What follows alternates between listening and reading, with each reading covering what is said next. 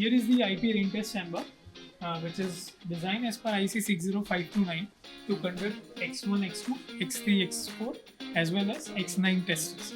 I'll show you certain areas where you can set the parameter. These are the valves where you can control the flow of the X1, X2, X3, X4 test setup. Here you can see the individual pressure gauge for each test for X3, X4, X9. Here you can see the rotameter, which will show you the flow of the X3, X4 test. Here is the control panel, where you can set the test parameters for X1, X2, X3, X4, X9. Here is the main on-off switch, emergency stop switch.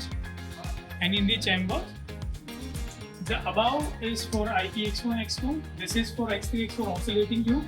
The turntable will keep rotating at 1 RPM, and the back there is a setup for IPX9. All the 4 nozzles are placed at angle mentioned in the standard.